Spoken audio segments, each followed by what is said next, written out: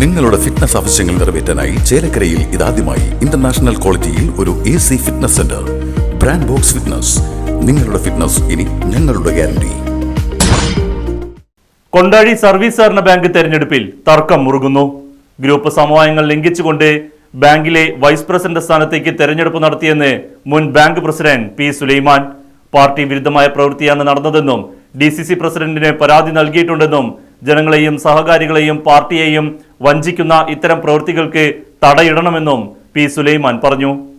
കഴിഞ്ഞ 27-ാം തീയതി നടന്ന കൊണ്ടാഴി സർവീസ് സഹകരണ ബാങ്കിലെ തെരഞ്ഞെടുപ്പുമായി ബന്ധപ്പെട്ടും ഈ മണ്ഡലത്തിലെ കോൺഗ്രസിന്റെ പ്രവർത്തനം ഐക്യത്തോടുകൂടി മുന്നോട്ട് പോകുന്നതിനെ സംബന്ധിച്ചും ജില്ലാ കോൺഗ്രസ് കമ്മിറ്റിക്ക് കൊടുത്ത ഒരു നിവേദനത്തിന്റെ അടിസ്ഥാനത്തിൽ കഴിഞ്ഞ 10/12/2023 ബഹുമാനപ്പെട്ട ജില്ലാ കോൺഗ്രസ് കമ്മിറ്റി പ്രസിഡന്റ്, കോൺഗ്രസിന്റെ block president, secretary TM Krishnan, ഈ മണ്ഡലത്തിലെ പ്രധാനപ്പെട്ട നേതാക്കന്മാരെ ഞാൻ ഉൾപ്പെടെ മണ്ഡലം പ്രസിഡന്റായി നിലവിലെ മണ്ഡലം പ്രസിഡന്റ് മിസ്റ്റർ അയ്യാവു, ശ്രീ ശിവൻ വീട്ടിക്കുന്ന്, സുദേവൻ ഉൾപ്പെടെയുള്ള നേതാക്കളുമായി നടത്തിയ ഒരു പ്രധാന ഡിസ്കഷൻ ഉണ്ടായിരുന്നു.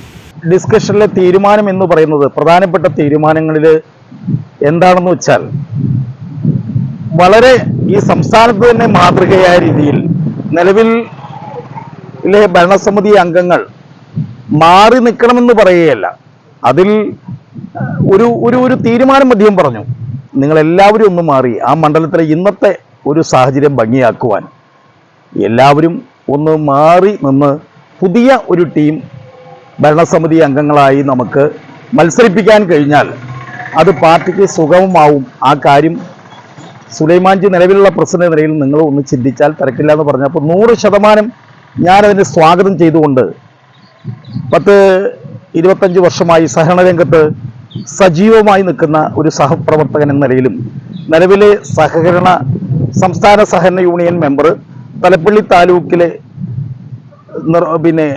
സർക്കിൾ സഹകരണ യൂണിയൻ മെമ്പർ എന്ന നിലയിലും അവിടെ ഇനിയും കാലാവധിയുണ്ട്.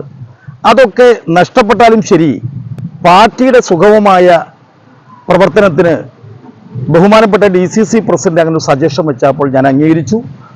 തത്വത്തിൽ അത് ബുദ്ധിമുട്ടാണെങ്കിൽ തന്നെ എല്ലാവരും അംഗീകരിച്ചു. അപ്പോൾ ഈ കഴിഞ്ഞ തെരഞ്ഞെടുപ്പിൽ പുതിയ ഒരു ടീം, എല്ലാവരും മാറി നിന്നുകൊണ്ട് പുതിയൊരു ടീം വരട്ടെ എന്ന നിർദ്ദേശം, ബഹുമാനപ്പെട്ട DCC പ്രസിഡന്റ് നിർദ്ദേശം എല്ലാവരും അംഗീകരിക്കുകയുണ്ടായി. പിന്നെ ഉണ്ടായ തീരുമാനം എന്ന് പറയുന്നത്, ബാങ്ക് പ്രസിഡന്റ് I വിഭാഗത്തിന് കൊടുക്കണം എന്ന ഒരു സജഷൻ വരികയുണ്ടായി. അതിൽ ചില പ്രയാസങ്ങൾ പറഞ്ഞെങ്കിൽ തന്നെ അതും അവസാന തത്വത്തിൽ ഞങ്ങൾ അംഗീകരിച്ചു. ബാങ്ക് പ്രസിഡന്റ് I വിഭാഗത്തിനും ബാങ്കിന്റെ വൈസ് പ്രസിഡന്റ് A വിഭാഗത്തിനും കൊടുക്കണം.